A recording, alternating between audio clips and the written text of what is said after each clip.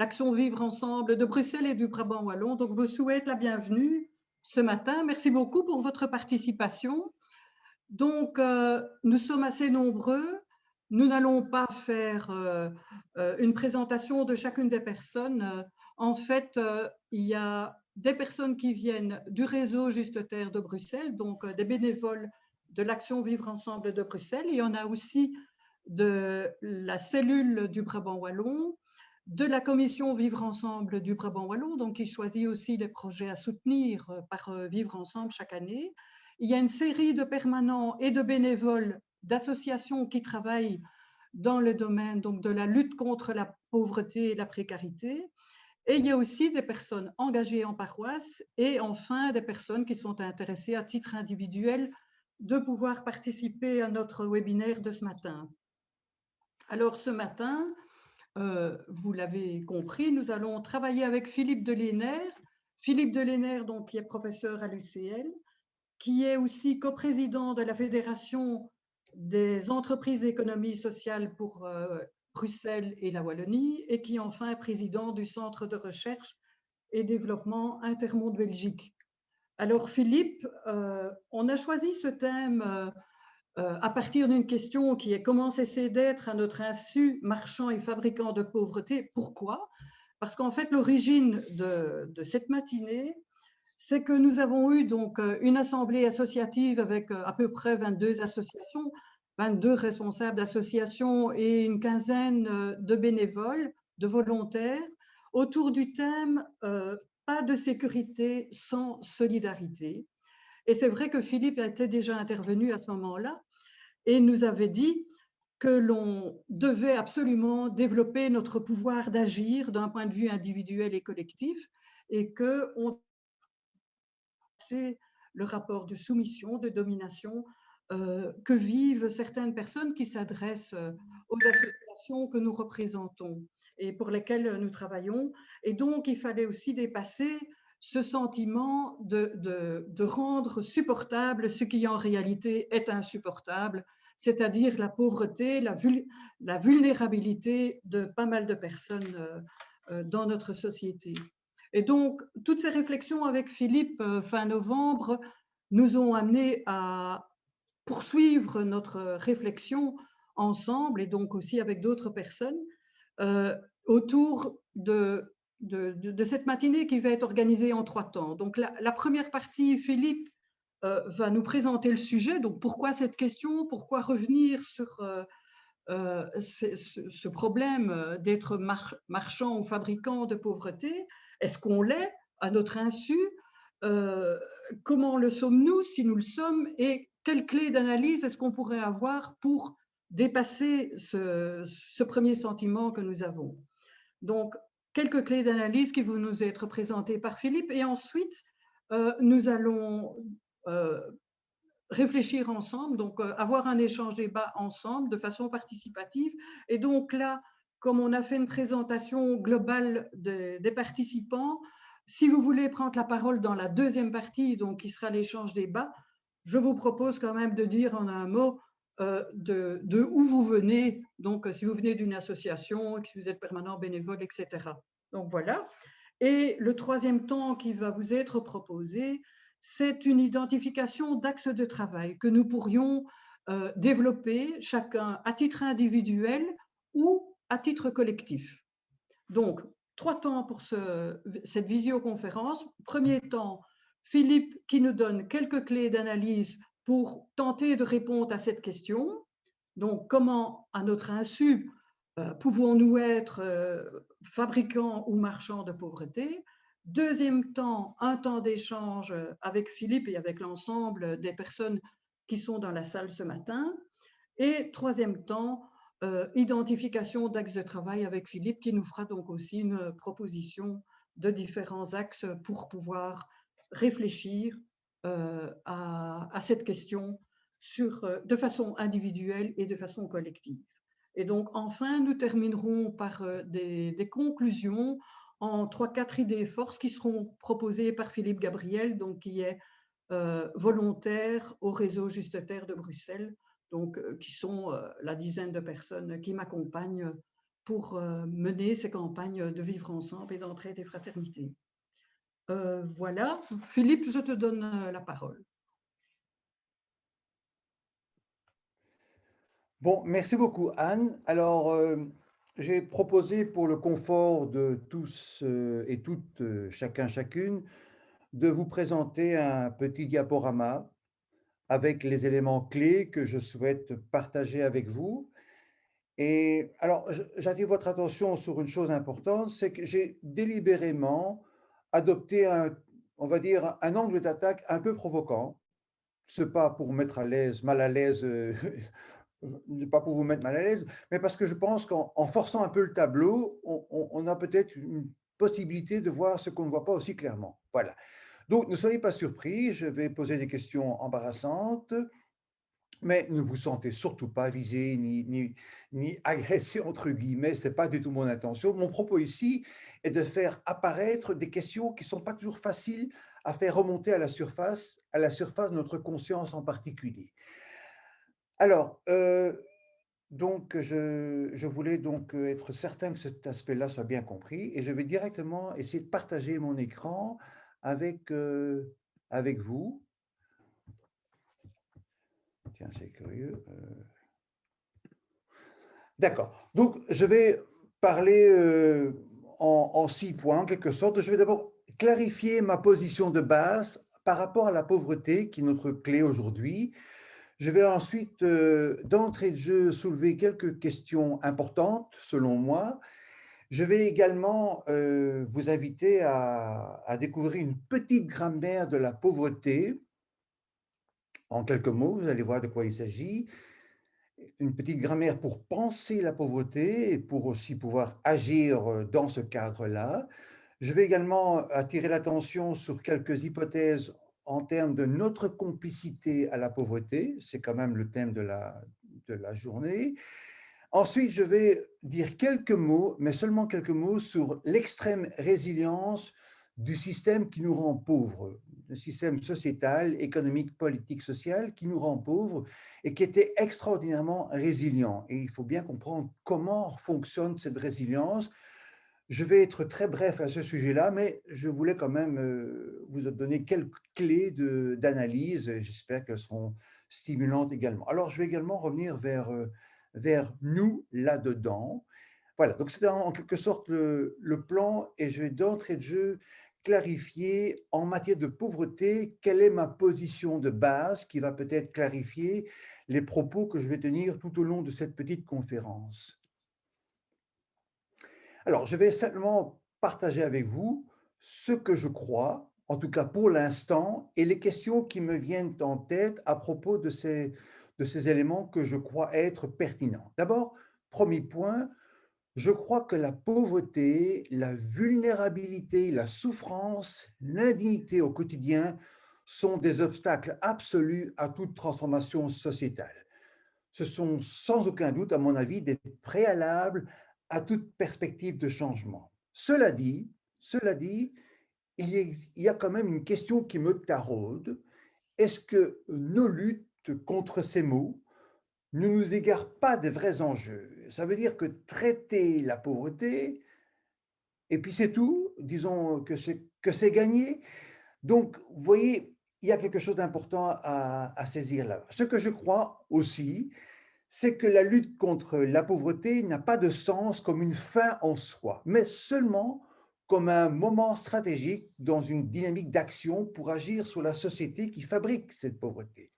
Et donc, la question qui se pose, quand nous déclarons lutter contre la pauvreté, et si on pense que nos luttes sont des moyens, ces moyens sont mis au service de quelle issue, en fin de compte, au-delà de la simple lutte contre la pauvreté?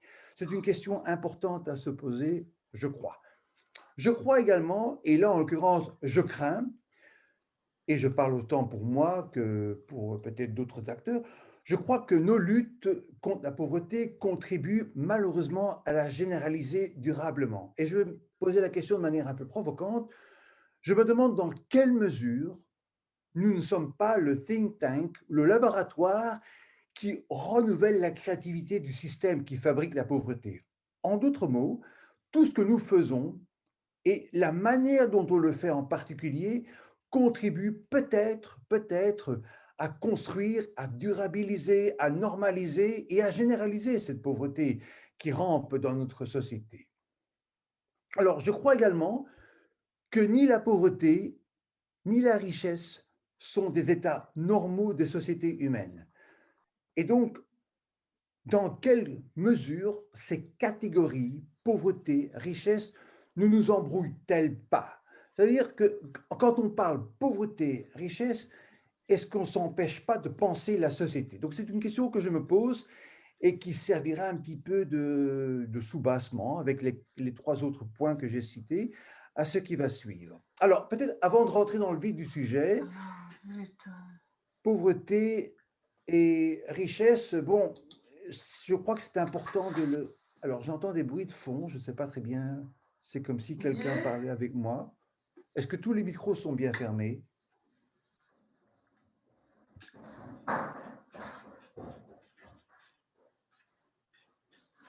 Bon, je poursuis avec ce bruit de fond. J'entends des...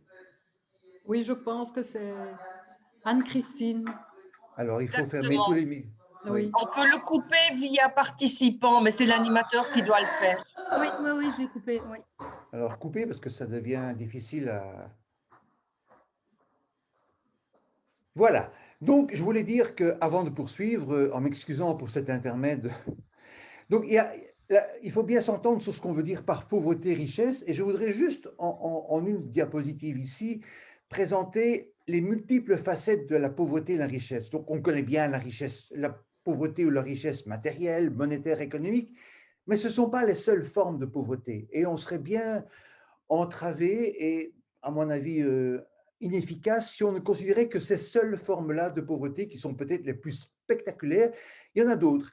La pauvreté politique, par exemple, que je désigne par l'incapacité de contribuer ou de participer aux grandes décisions qui construisent la société. La pauvreté symbolique, ça veut dire cette difficulté, voire cette incapacité de s'expliquer ce qui se passe autour de soi, de comprendre le pourquoi et le comment de ce qui conditionne sa vie. Évidemment, la pauvreté environnementale ou la richesse environnementale, dont on parle beaucoup à l'occasion du réchauffement climatique, mais qui n'est pas la seule dimension. Il y a bien sûr cette autre forme de pauvreté ou de richesse dont, heureusement, on parle quand même de plus en plus, c'est la pauvreté sociale ou la richesse sociale. On veut dire par là la densité des liens sociaux qui nous raccrochent et qui nous rend aussi solidaires ou participants des processus de mutualisation, de ressources, etc. Et aussi, c'est un point à ne jamais négliger, la pauvreté ou la richesse en termes de sécurité ou de risque. Jusqu'à quel point sommes-nous exposés à des risques qui menacent notre vie ou la vie des nôtres ou la vie de notre société. Donc ces aspects-là, quand je parlerai de pauvreté ou de richesse, eh bien donc c'est de ça dont je parlerai.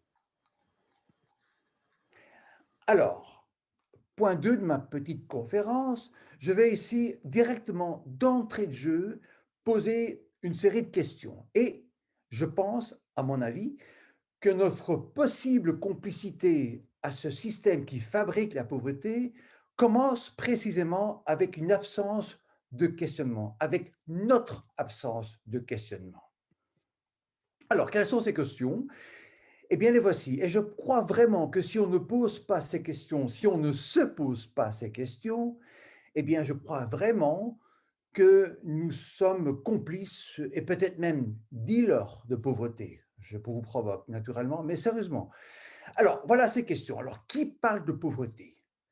Dans quels termes et à qui? Et aussi, qui n'en parle pas? Et pourquoi? Et de quelle manière il ou elle taise la pauvreté? Comment nous-mêmes, nous en parlons? Ou bien comment nous-mêmes, nous taisons la pauvreté? Pourquoi on parle de pauvreté? Par exemple, pourquoi aujourd'hui, dans cette conférence, on parle de pauvreté?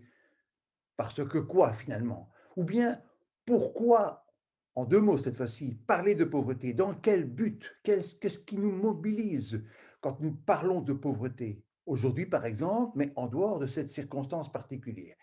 Dans quels lieux sociaux, où parle-t-on de pauvreté? Et où on n'en parle pas? Et pourquoi on n'en parle pas là? Et pourquoi on en parle là? Donc, il y a peut-être des lieux consacrés où on parle de pauvreté, ou des lieux consacrés où on délibérément, on tait, on enferme la pauvreté dans le silence.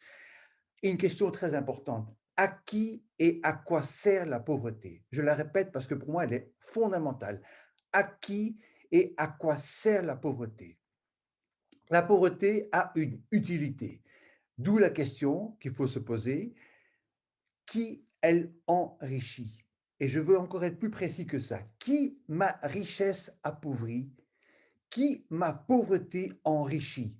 Je répète ces deux questions qui sont extrêmement fondatrices d'une réflexion, à mon avis, qu'on doit tenir. Qui ma richesse appauvrit? Qui ma pauvreté enrichit? Et bien sûr, on doit aussi comprendre ces phénomènes-là. Comment ça fonctionne, la pauvreté, là où on en parle, mais là aussi où on la vit au quotidien. Donc, ces questions-là me semblent être des questions clés, et si on ne se les pose pas, idéalement au quotidien, il est probable que nous sommes déjà entraînés dans un phénomène de complicité avec ceux qui ou celles qui fabriquent la pauvreté et la répandent si efficacement dans la société actuellement. Voilà, point 3. Je vais engager avec vous un exercice grammatical, la petite grammaire de la pauvreté, et je vais en fait partager avec vous quelques clés pour bien comprendre comment fonctionne son petit commerce de la pauvreté. Petit entre guillemets, naturellement. Alors, j'aurai 7 points à partager avec vous, 7 points de grammaire, cette attention grammaticale. Alors, premier élément, il y a deux façons d'attraper la pauvreté. Soit on lutte contre l'appauvrissement versus lutter contre la pauvreté. Et la question qui découle directement de celle-là, c'est est-ce qu'on est en activité pour combattre les dynamiques et les mécanismes qui fabriquent la pauvreté, ou bien sommes-nous seulement en action pour corriger les états de pauvreté, pour soulager, pour rendre supportable ce qui est fondamentalement insupportable?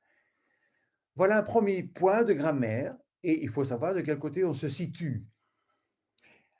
Second point, est-ce qu'on est dans une logique des besoins et des manques, ou bien est-ce qu'on est dans une logique de la richesse des pauvres?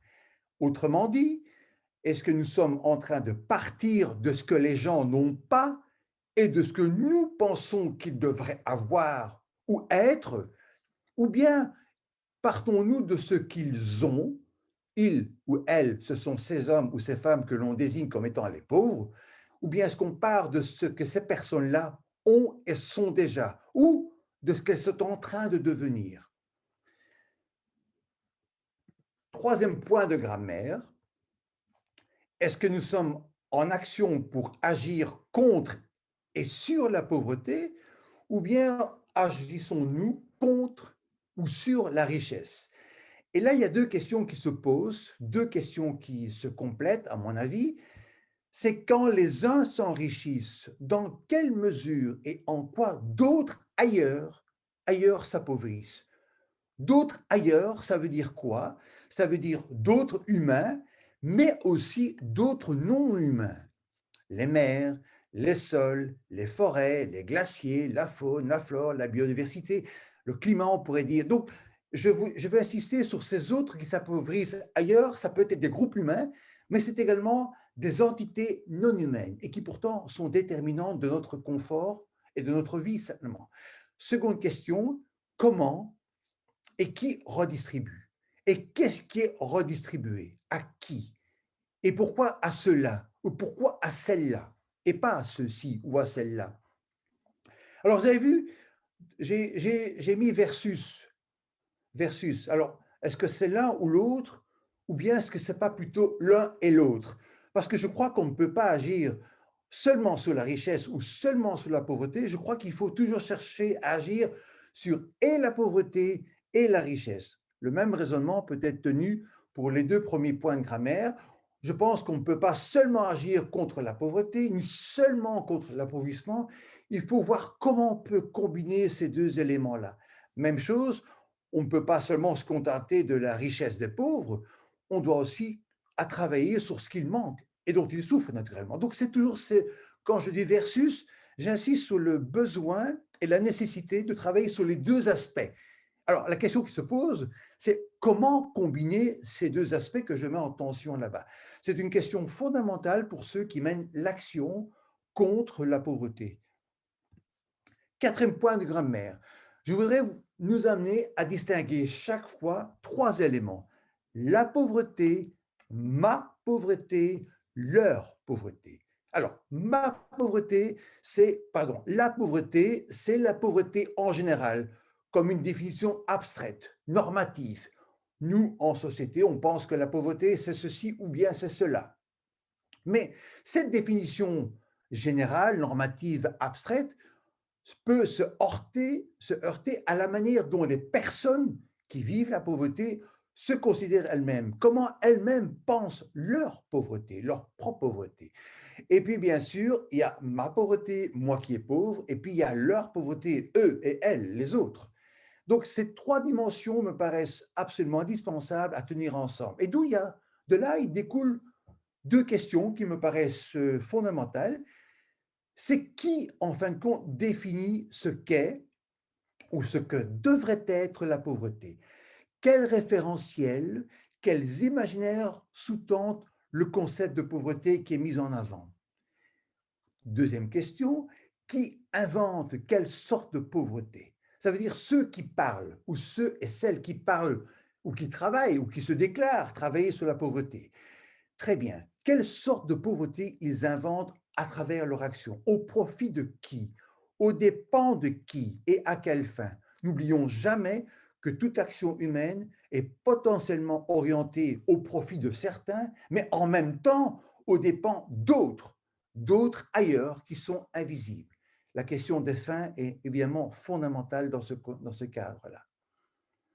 Alors, cinquième point de grammaire, très important, c'est l'idée suivant laquelle les pauvres sont aussi producteurs de leur propre pauvreté. Donc la pauvreté n'est pas seulement quelque chose qui vient de l'extérieur, d'ailleurs, des autres. Il y a toujours une part de responsabilité propre qui est nécessaire à travailler pour ne pas s'enfermer dans un triangle dramatique. Le triangle dramatique, c'est cette perception du monde qui envisage qu'il y a d'un côté des bourreaux, des méchants, de l'autre côté des victimes et entre ces deux instances-là, des sauveurs. Parfois, c'est nous d'ailleurs. Donc, pour quitter cet enfermement, je propose de bien travailler aussi, j'ai dit aussi, la pauvreté, la responsabilité propre de chacun. Je n'ai pas dit évidemment que les pauvres sont totalement responsables de leur pauvreté, ce qui serait insultant, naturellement. Alors, sixième point de grammaire, c'est la nécessité de politiser l'analyse et les luttes en matière de pauvreté et de richesse. Et je pense qu'il est nécessaire de soulever quelques questions à ce niveau-là. À défaut de le faire, on risque de se découvrir complice à son insu, ce qui est bien l'objet de notre réflexion ce matin. Alors, quelques questions pour politiser son action. Alors, qui sont les pauvres? Qui sont les riches? Et qui définit ces catégories pauvres, ces catégories riches? Comment on devient riche? Comment on devient pauvre? D'où vient la richesse des riches? Comment elle est fabriquée? Une fois encore, au profit de qui et de quoi? Aux dépens de qui et de quoi? Quelle est la place et la fonction de la richesse dans l'imaginaire des riches et des pauvres? C'est une question très importante, je la répète d'ailleurs. Quelle est la place et la fonction de la richesse dans l'imaginaire des riches et des pauvres? Quelle sorte de richesse peuple cet imaginaire-là? Des questions, à mon avis, très importantes qui permettent d'aider à politiser, mais elles ne suffisent pas. J'ajoute un septième point. À mon avis, l'analyse politique de la pauvreté doit toujours se réaliser en miroir d'une analyse de la richesse. Donc, on ne peut pas faire une investigation de la pauvreté en ne faisant pas en même temps une investigation sur la richesse et comment cette richesse ou cette pauvreté circule dans la société. Donc, il ne faut pas s'occuper seulement des pauvres, mais aussi, et peut-être parfois d'abord, s'occuper des riches. À titre indicatif, par exemple, en Belgique, les programmes de lutte contre la pauvreté officiels, gouvernementaux, enfin toutes les mesures de filets sociaux, pour l'instant, valent budgétairement moins de 1/3 de ce qui est considéré comme le flux normal, entre guillemets normal, de l'érosion fiscale en Belgique, qui, selon les chiffres et selon les théories que l'on adopte, varie entre 35 et 60 milliards d'euros chaque année. 35, 60 milliards d'euros qui ne rentrent pas dans les caisses de l'État alors qu'elles devraient normalement y rentrer pour des raisons de criminalité fiscale, mais aussi pour des raisons de politique fiscale. On ne va pas rentrer dans le débat ici, ce n'est pas le sujet. Ce qui est important de bien comprendre ici, et je voudrais beaucoup insister sur ce point-là, qui fait partie de la grammaire de la pauvreté, c'est les mécanismes de péréquation. Il ne faut jamais oublier ceci. Quand je possède ici, il est plus que probable que je dépossède ou que j'ai dépossédé là-bas. Je répète parce que pour moi, c'est fondamental. Quand moi, je possède ici, il est plus que probable que je dépossède là-bas ou que j'ai dépossédé là-bas ou que j'ai contribué à déposséder là-bas, ailleurs, là où je ne regarde pas, là où je suis invisible et là où ces gens, où ces situations sont invisibles à mes yeux. Alors, notre complicité. Je voudrais ici rendre l'idée que nos complicités pour rendre si efficace la pauvreté et le système qui la secrète, et surtout ce qui rend si magnifiquement résiliente cette pauvreté dans notre système et le système qui le fabrique. Alors, les questions sont les suivantes. Et là, c'est une question que chacune devrait se poser, surtout si chacune se déclare agir pour des programmes ou dans le cadre de lutte contre la pauvreté. Comment rendons-nous la pauvreté si efficacement résiliente? Je répète, comment rendons-nous, à travers nos actions, la pauvreté si efficacement résiliente? L'hypothèse de base est la suivante. La plupart de nos initiatives et activités de lutte, quel que soit leur aspect, leur contenu, quelque généreuse et admirable qu'elles puissent être, je pense, pour choisir des exemples extrêmes, Sœur Teresa, Sœur Emmanuel, sont probablement, potentiellement, en partie au moins, des contributions à la maltraitance généralisée. Donc nous sommes peut-être, à notre insu, du côté de ceux qui frappent. Ou alors nous aidons d'autres à bien frapper, à notre insu et en voulant bien faire. C'est une question qu'on ne peut absolument pas négliger. Et cela d'autant plus sûrement si, en agissant aux côtés et pour les pauvres, en les soulageant, on ne démantèle pas en même temps le système social, politique, économique qui fabrique ces pauvres et qui fabrique cette pauvreté. Donc, si nous n'affectons pas, en même temps que nous travaillons pour lutter, si nous n'affectons pas le système, nous devenons automatiquement complices. En tout cas, c'est l'hypothèse forte que je voudrais défendre ici. Alors, ce système résilient et qui rend la pauvreté résiliente, de quoi on parle finalement? C'est quoi? C'est comment?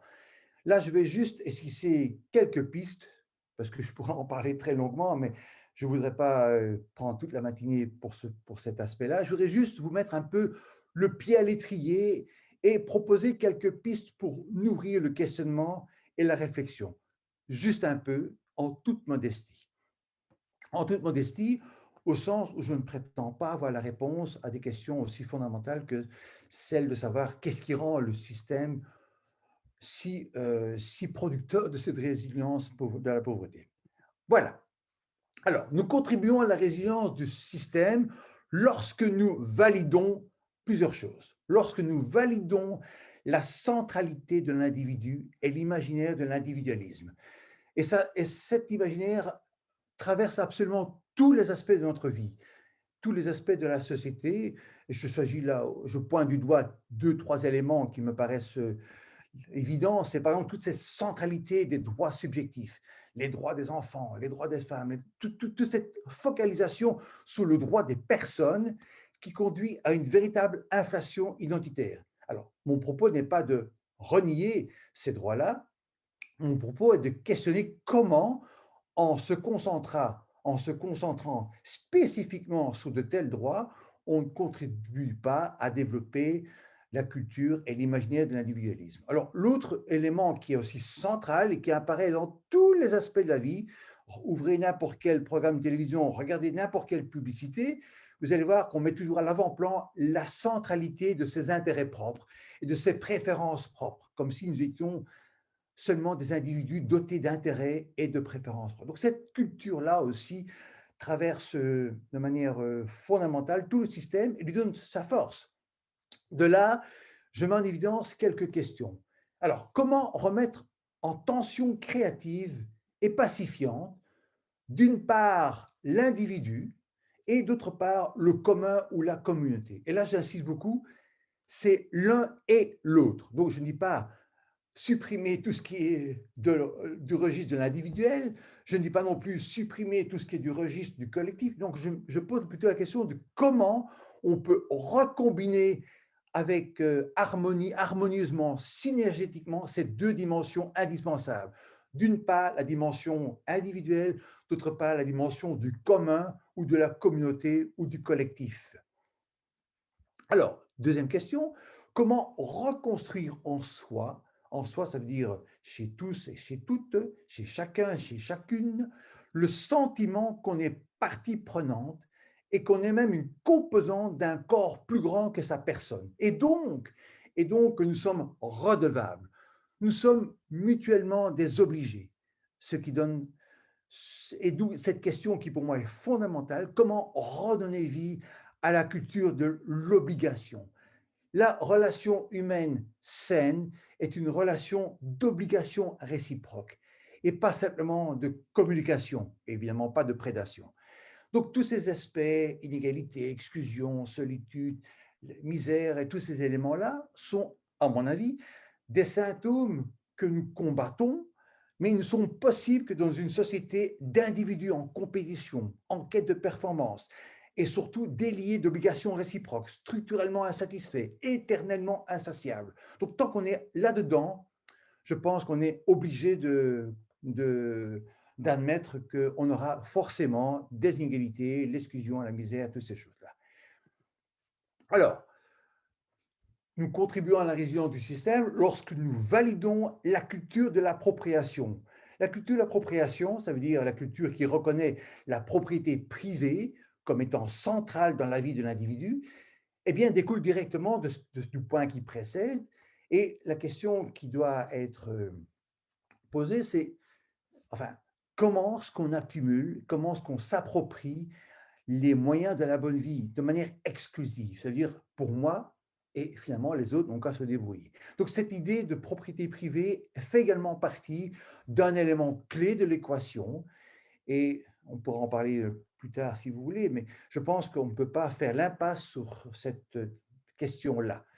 Je ne suis pas en train de dire qu'il faut supprimer la propriété privée, je suis en train de dire qu'il faut en faire une question et qu'il faut cesser de croire qu'elle est automatiquement pertinente en tout et en toutes circonstances.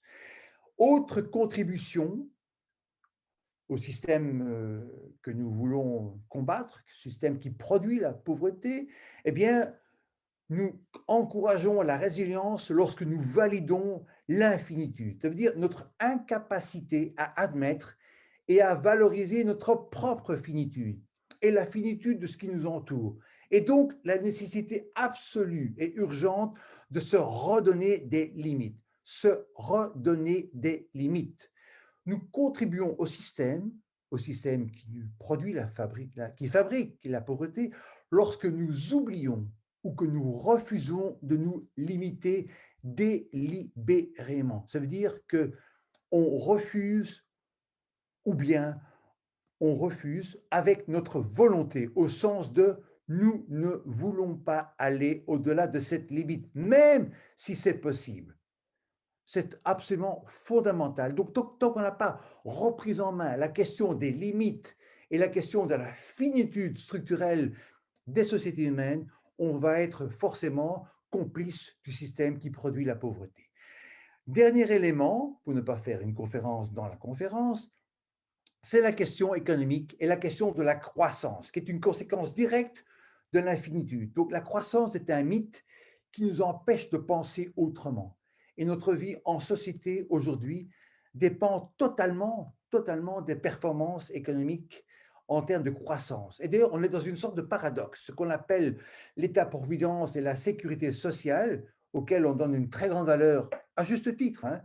Sauf que si on fait une analyse systémique de cet État-providence, de cette sécurité sociale, eh bien, c'est seul le vol, la prédation, la surexploitation rend possible ce système dans sa forme actuelle. Ça veut dire que ce que nous vivons aujourd'hui dans le cadre de l'État-providence n'est possible que parce on a fait des prédations ailleurs, là où notre regard ne porte pas, là où on fait semblant que ça n'existe pas, que ça ne nous concerne pas. Donc, on est devant quelques questions et on doit penser aussi qu'il faut sortir de ce mythe Alors, il y a deux questions qui se posent, c'est comment sortir de l'encombrement généralisé qui n'est pas sans lien, à mon avis, qui est en lien direct avec la pauvreté. Donc, comment reprendre la main aussi sur l'idéologie du progrès et la remettre en discussion et peut-être en question fondamentalement, avons-nous besoin de tous les progrès qu'on nous présente?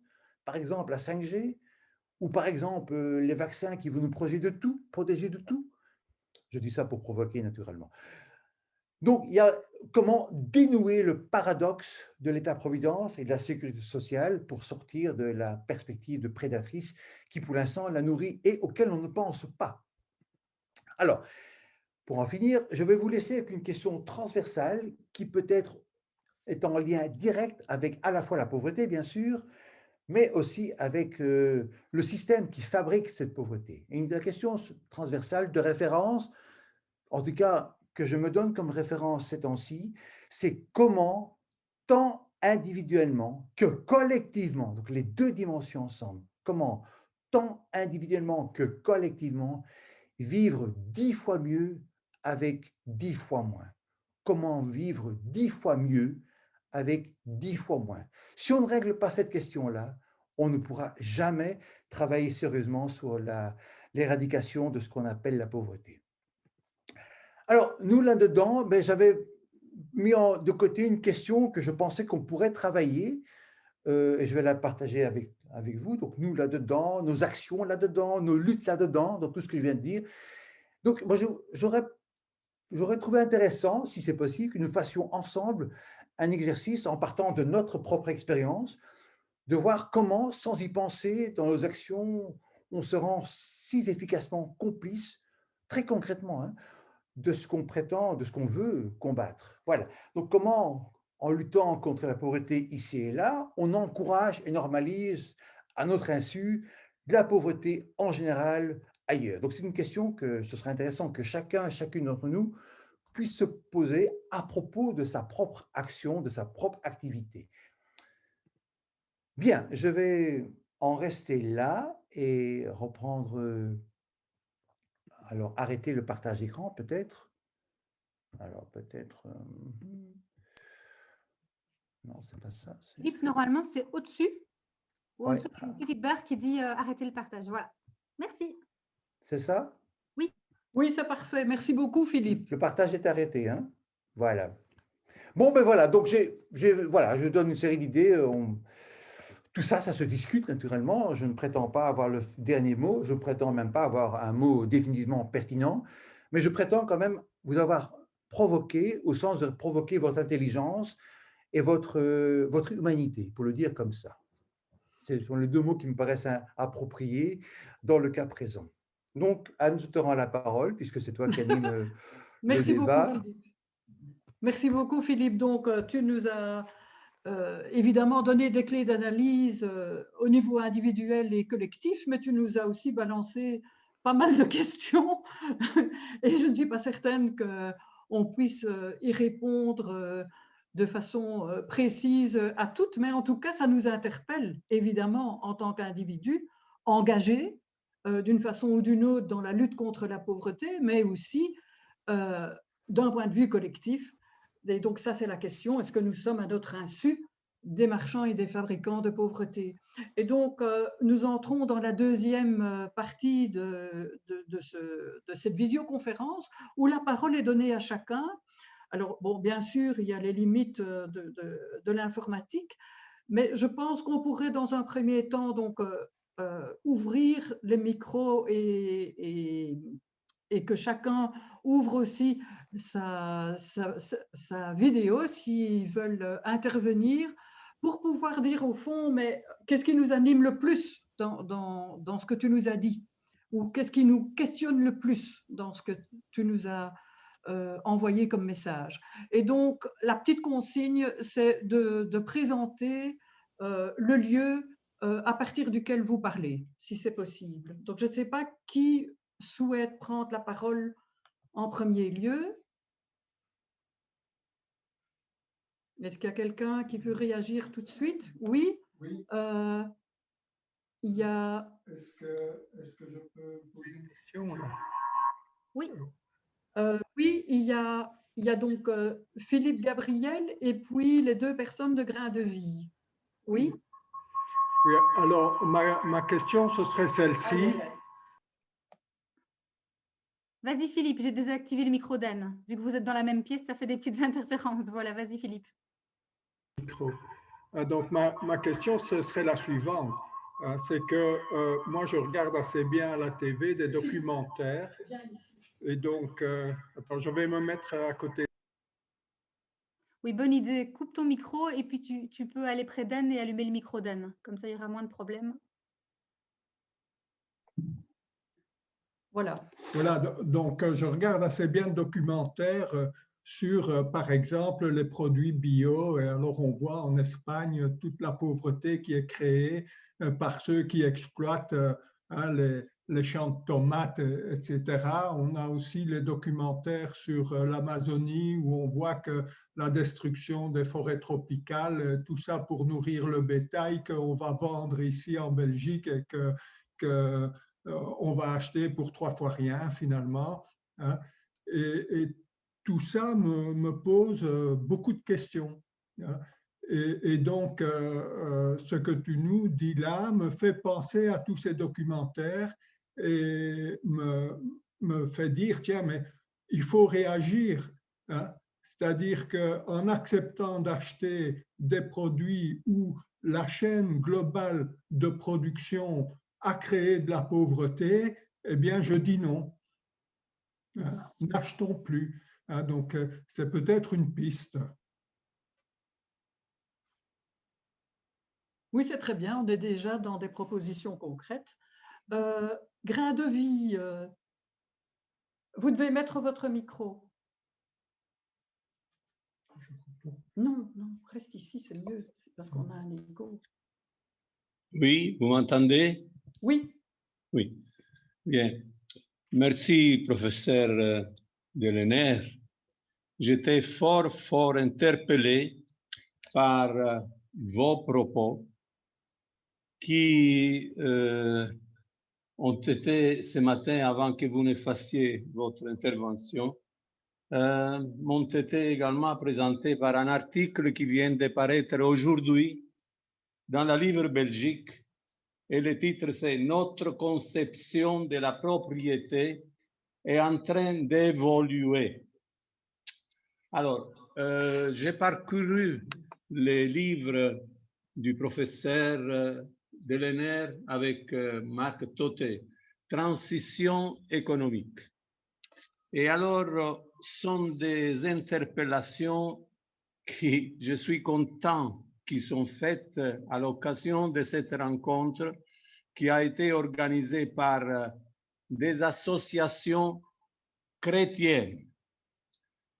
Je souligne cet adjectif chrétienne parce que malheureusement, avec toute la bonne volonté, toutes les meilleures intentions que nous pouvons avoir dans ces milieux, peut-être nous sommes des personnes, nous nous occupons des personnes handicapées et nous avons également une association qui s'occupe des réfugiés. Mm-hmm. Et donc, cette situation sociale,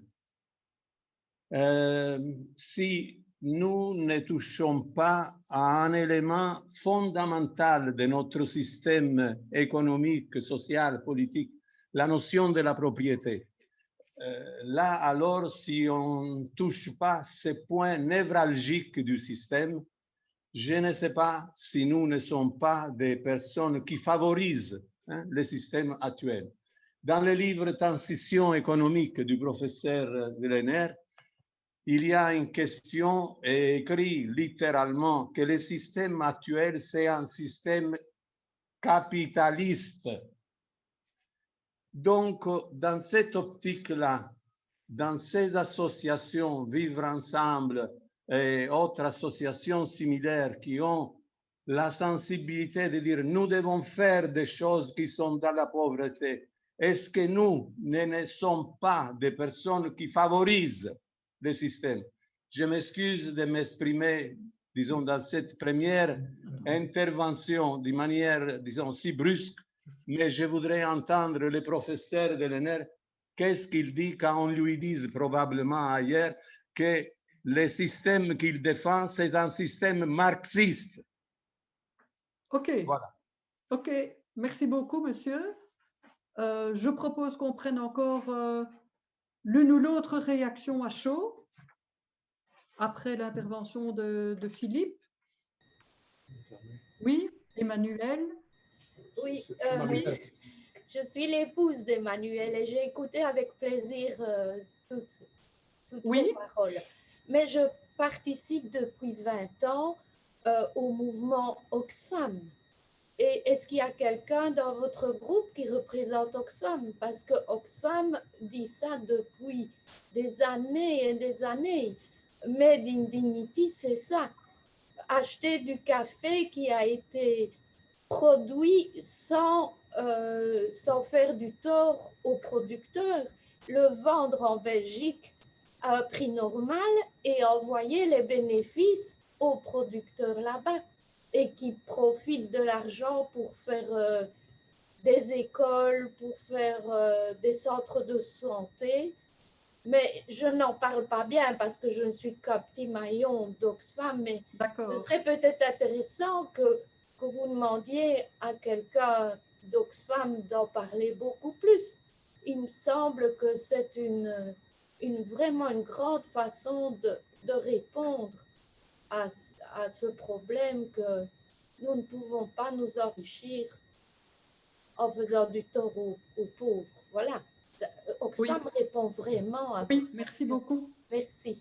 Merci beaucoup. Donc, effectivement, on est dans les alternatives possibles au niveau individuel et au niveau collectif. Et on a une question aussi sur la propriété, la complicité que nous avons en étant propriétaires. Donc, est-ce qu'il y a encore quelqu'un qui souhaite prendre la parole? Ou bien, Philippe, est-ce que je te laisse déjà réagir Oui, à ces trois interventions? Pour ne pas avoir trop de questions qui Oui, s'accumulent et pouvoir faire que ce honneur soit aussi aux dynamique, personnes qui oui. prennent la parole, qu'elles aient bien l'impression qu'on a répondu à ce qu'elles voulaient dire. Voilà. Ben Philippe Gabriel, ben, tu as prolongé un petit peu ma réflexion, hein, mais en t'écoutant, comment dire, je me suis demandé s'il n'y a pas, tu as dit que les associations sont chrétiennes, non, je ne me trompe pas, hein, et du coup… Non, ce n'est pas Philippe qui a dit ça. Ah, ce n'est pas Philippe, donc voilà, non, je confonds alors. Avec Grain de Vie, oui, c'est ça. D'accord. Non, alors Philippe, bon, il n'y avait pas forcément de questions que tu m'adressais, sauf si j'ai mal compris. C'était un prolongement de mon commentaire. Par contre, je ne sais pas comment s'appelle le monsieur de Grain de Vie. Vittorio. Vittorio a eu des propos très intéressants et je trouve qu'il mérite d'être… D'abord, il a aussi mis en évidence des points forts de ma propre réflexion avec un langage qui m'est très, très agréable à entendre. En effet, moi, je partage l'idée que quand on parle de posséder quelque chose, on est toujours exposé au risque, j'ai bien au risque, de déposséder ailleurs. Donc ça, c'est très important d'être conscient. Quand je possède, peut-être que je dépossède d'autres. Voilà. Donc ça, c'est un point important. Alors, puisque justement, Vittorio, vous parlez de du contexte chrétien. Alors, je pense qu'il y a quelque chose de très important. C'est un vieux débat dans la chrétienté qui remonte déjà à bien avant le Moyen-Âge, d'ailleurs, hein. Il y a deux façons de pratiquer la charité chrétienne. Et déjà, même dans la Rome antique, les premiers chrétiens ont été confrontés à ces deux façons qui sont très différentes. On peut avoir une charité palliative, on va soulager, on va accompagner les pauvres dans leur douleur, on va faire un chemin avec eux, peut-être même qu'on va vivre avec eux pour aller jusqu'au bout de cette logique-là. Et par rapport à ce première conception de la charité que j'appellerais charité palliative, il y a une autre forme de charité, charité transformative. Et cette dimension-là, elle est présente dans une série d'autres initiatives chrétiennes. Et si on regarde un petit peu en détail la nomenclature des différentes confréries religieuses qui sont apparues du 9e, 10e et 11e jusqu'à la fin du Moyen-Âge, on voit toute cette diversité entre, d'une part, à un extrême, une charité strictement palliative et à l'autre extrême, une charité transformative, voire politique. Voilà. Donc, je pense que la chrétienté, il ne faut jamais oublier ces deux aspects-là qui sont en débat permanent jusqu'aujourd'hui d'ailleurs. Hein. D'ailleurs, qui ont été mises en discussion à plusieurs reprises à l'intérieur même de l'Église par une critique radicale de sœur Emmanuel et de mère Teresa, donc qui ont été critiquées vertement et radicalement à l'intérieur même de l'Église pour cette conception strictement palliative de la charité, voire, pour reprendre le mot exact de ceux qui l'ont critiqué, la mise en spectacle de la charité et de la lutte contre la pauvreté. Bon, je ne vais pas faire un débat là-dessus parce que ce n'est pas du tout l'objet. Alors, mais par contre, vous m'interpellez, comment dire, sur l'aspect marxiste. Moi, je ne suis pas du tout marxiste.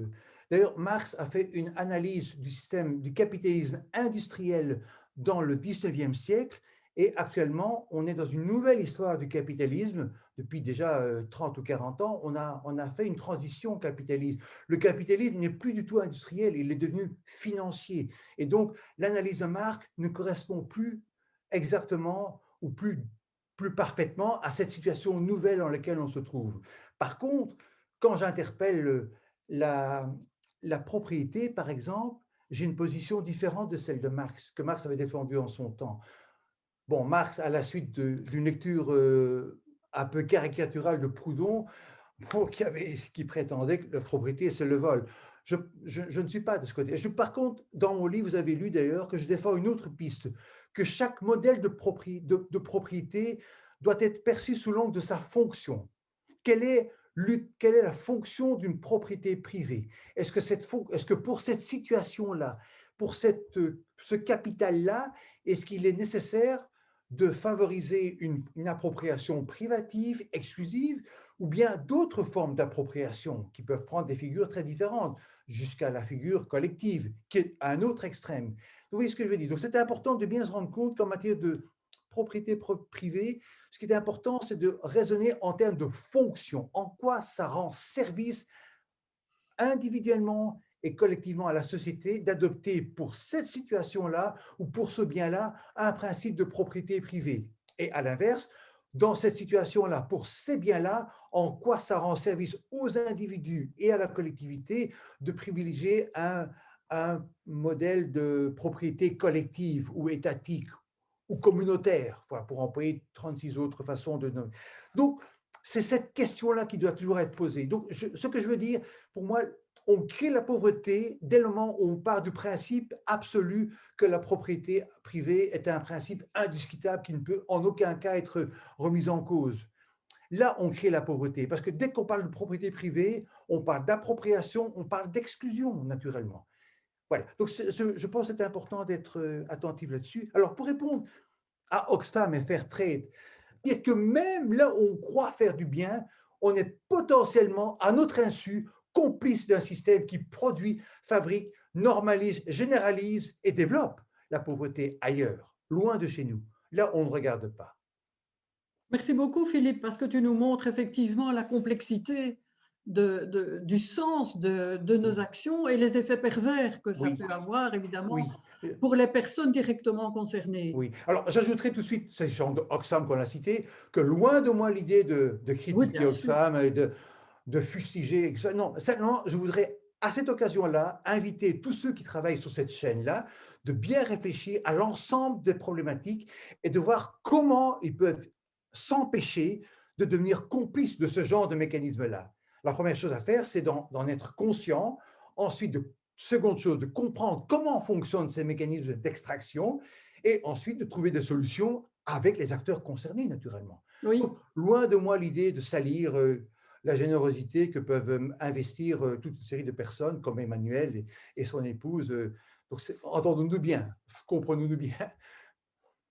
Donc, tu viens de nous parler de l'aspect économique.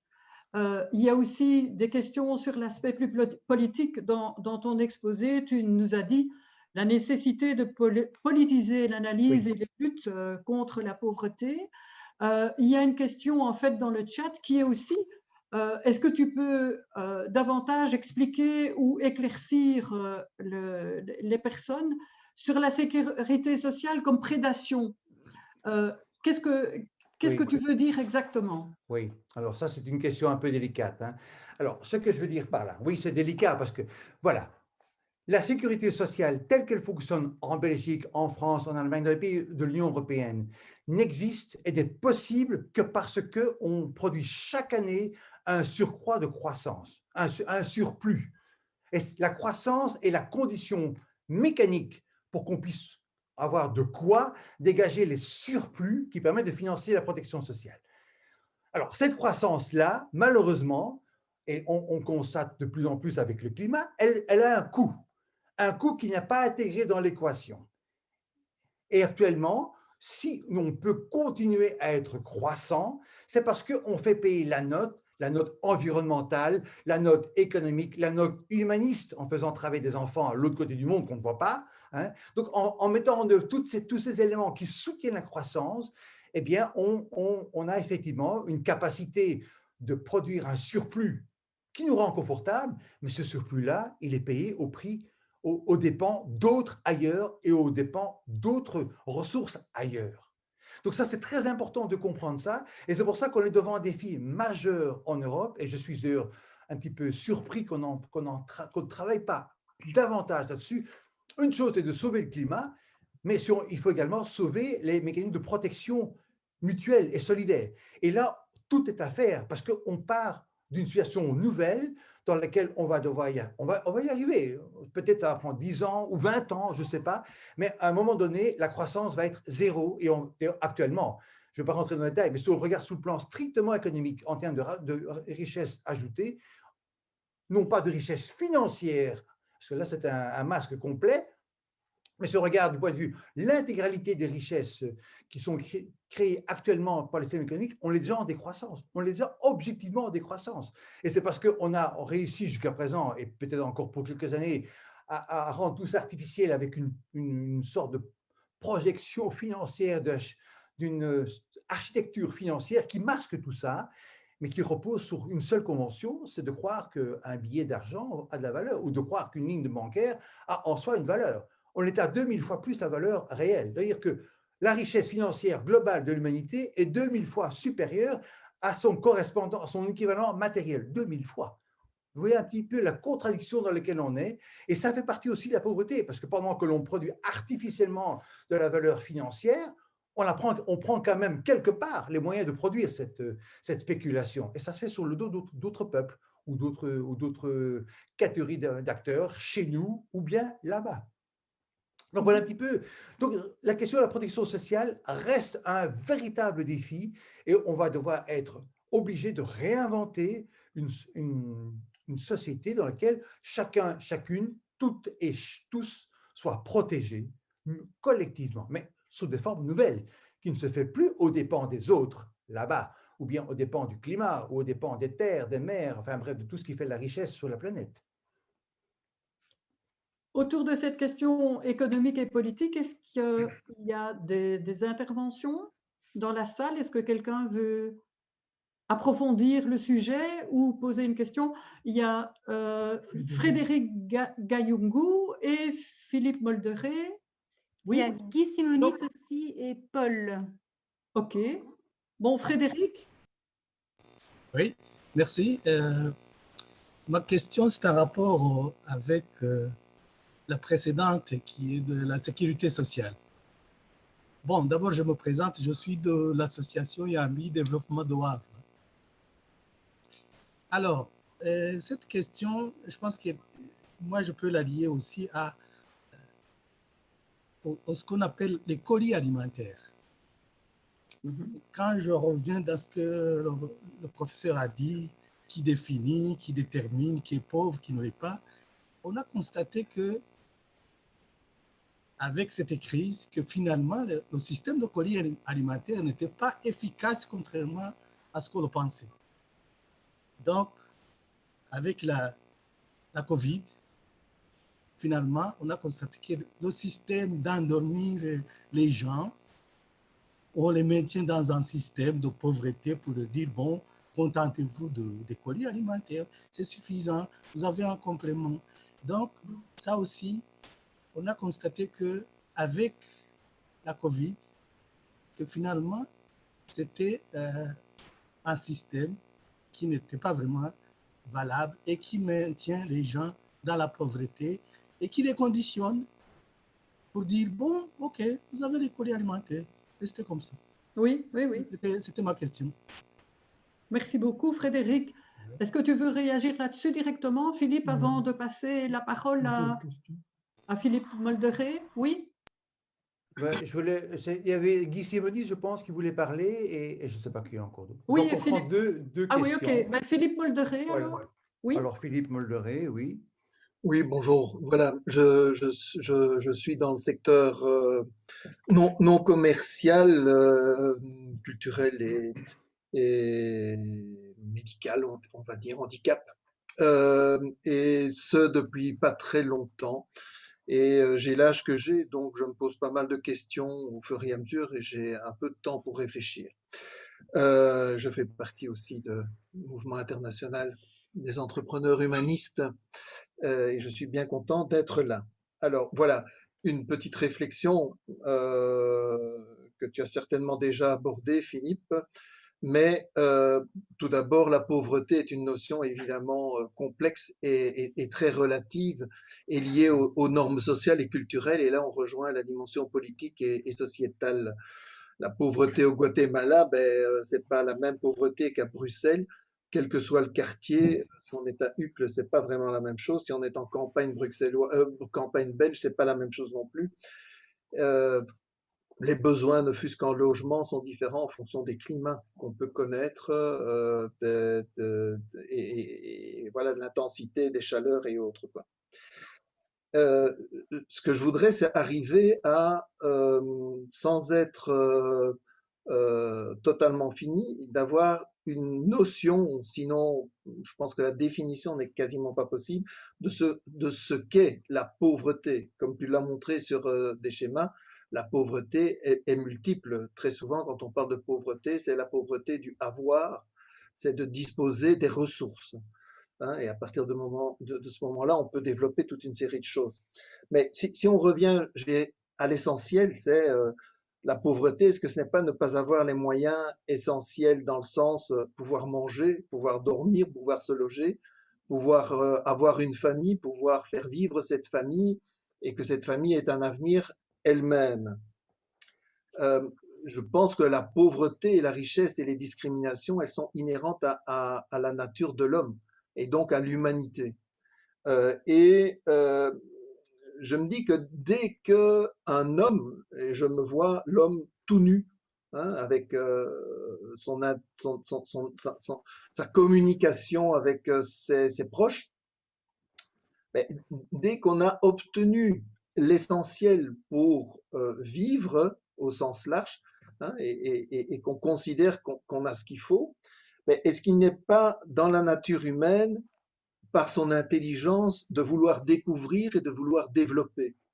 Et à partir de ce moment-là, il crée un supplément par rapport à l'essentiel dont il a besoin.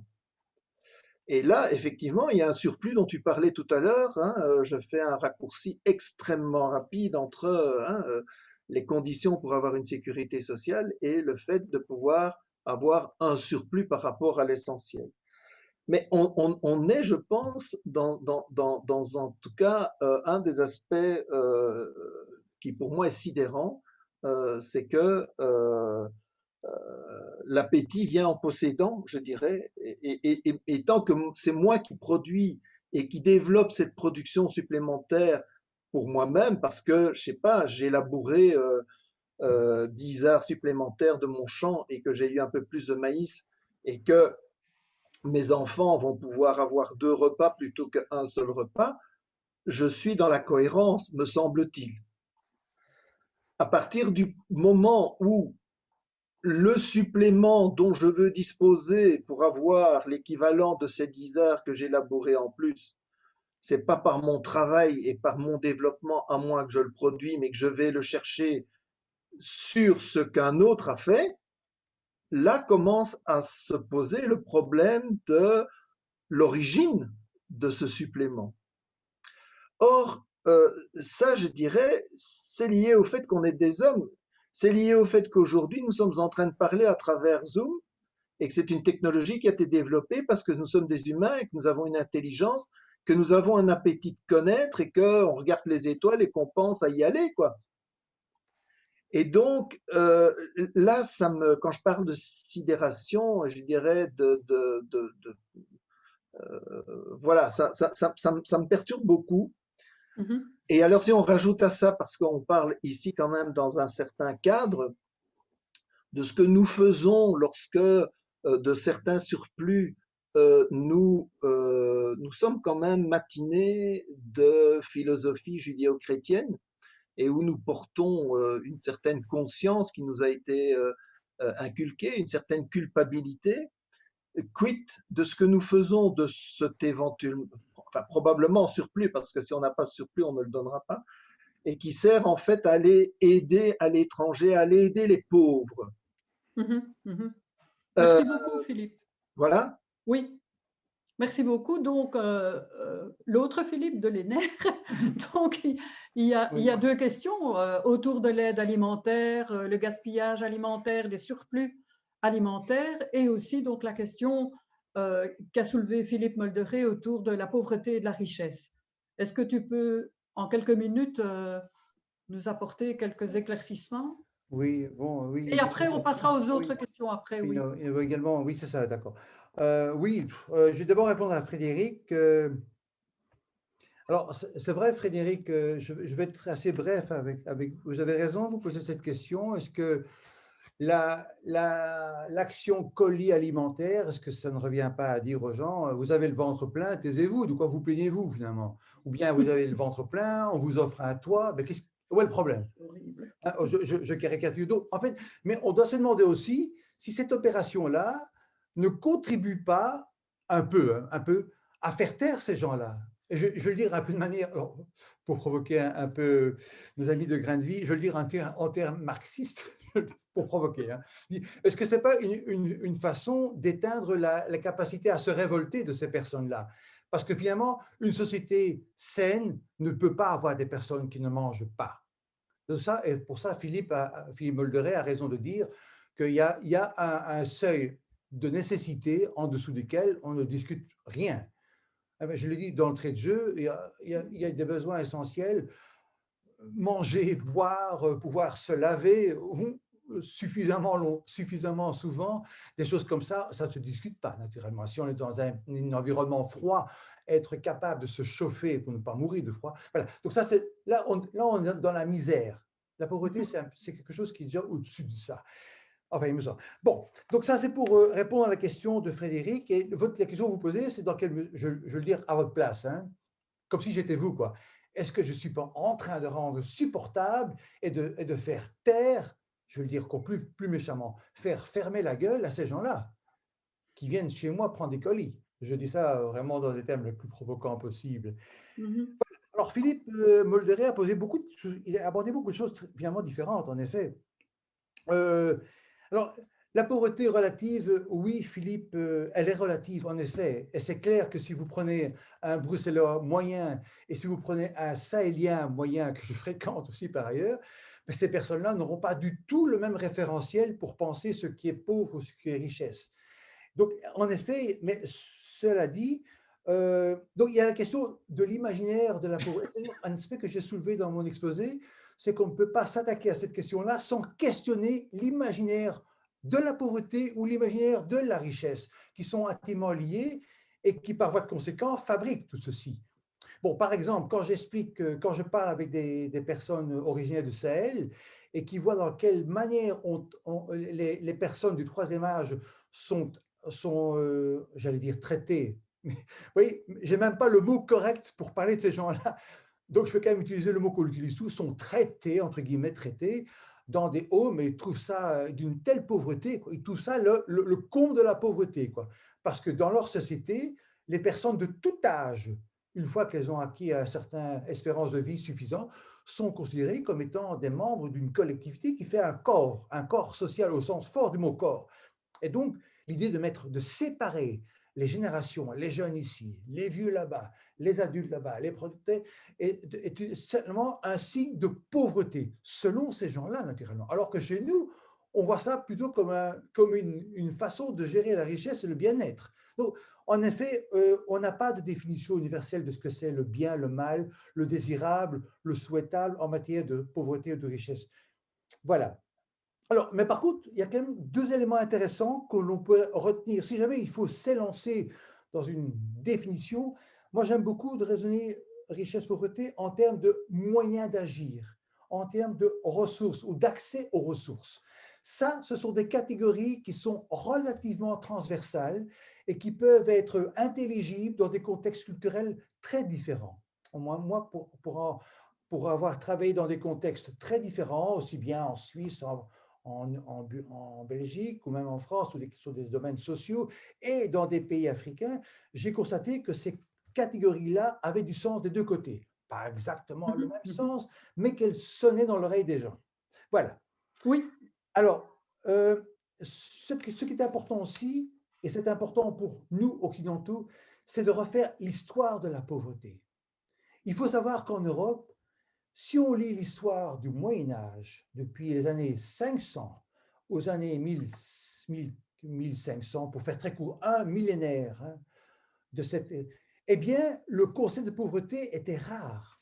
Il était même tellement difficile à mettre en place que pour entrer dans l'imaginaire chrétien et les légendes chrétiennes, Saint François d'Assise n'a pas eu facile du tout à travailler sur la pauvreté, parce que simplement, ce concept n'existait pas. Et pourquoi il n'existait pas? Parce que dans la société médiévale, on a des sociétés qui étaient structurées autour d'un collectif fort, d'un corps social solidaire, où les uns dépendaient des autres. Et on était dans un système d'obligation et de contre-obligation. C'est le fondamental de l'économie médiévale. Et dans ce système d'obligation, contre-obligation, il n'y a pas de place pour la pauvreté, puisqu'on est tous dans les systèmes de circulation des ressources et des moyens d'action en l'occurrence. Donc, et c'est justement à l'occasion, si on reprend l'histoire du concept de pauvreté, à l'occasion des premiers signes de dérèglement de ce système-là, avec les premières capacités d'accumulation à titre exclusif et désappropriant, notamment les familles des grands tisserands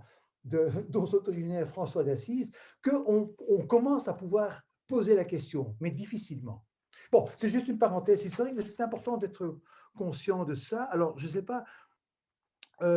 Philippe, oui. Oui, je ne peux pas répondre à tout peut-être. Oui. Non, non, et puis il y a plusieurs personnes qui voudraient intervenir, Oui, et je vois que le temps passe.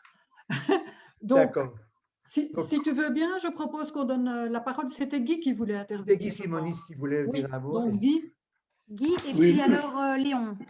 Oui, et Paul. Il y avait bonjour. Paul aussi, d'abord. On m'entend là? Enfin, oui. Bonjour Philippe, je me présente en deux mots. Bonjour Disons Guy. que j'ai été présent longtemps également chez Entraide et Fraternité, je suis présent chez Oxfam. Enfin, disons, je ne vais pas faire un historique, mais disons que toutes les questions que Philippe traite sont des questions qui m'intéressent, qui me questionnent depuis très longtemps. Et nous avons eu l'occasion, Philippe, d'en parler longuement. Et bon, tu me prends vraiment la question de la bouche en évoquant cette conception de la pauvreté jusqu'au Moyen-Âge. J'aurais voulu évoquer ce que tu as souligné dans ta conférence également, ce fameux cette fameuse opposition entre le je et le nous. Nous sommes dans une société qui, bon, à travers, je dirais, toute la philosophie des Lumières, peut-être aussi le personnalisme qu'il y a dans la religion chrétienne, dans une société qui est axée et de plus en plus axée aujourd'hui sur le je. On se souvient de cette fameuse réplique au cinéma, je suis le centre du monde, et ce centre du monde maintenant, bien, c'est même le monde de tout le vivant. Et tu as très bien évoqué l'obligation de se mettre de limites. Or, je ne sais pas très bien qui met des limites dans notre société, chacun croyant avoir le droit de tout ce qu'il peut posséder. Puisque je peux l'avoir, qu'est-ce qui m'empêcherait de ne pas aller le chercher? Par contre, tu as très bien évoqué maintenant le fait que dans d'autres sociétés, ou peut-être dans notre société, mais plutôt, la notion de la collectivité, le lien social fort qu'il y avait, enfin, qui reliait les gens dans leur manière de vivre, empêchait peut-être que, voilà, qu'il y ait un déséquilibre trop important entre les différents membres de la collectivité. Alors, comment faire en sorte que cette vision où chacun se sent lié, non seulement lié, mais obligé, comme tu l'as dit dans ta conférence, obligé par rapport à l'autre, comment rendre cela? Sans doute est-ce une démarche politique, mais je crois que ça va au-delà du politique.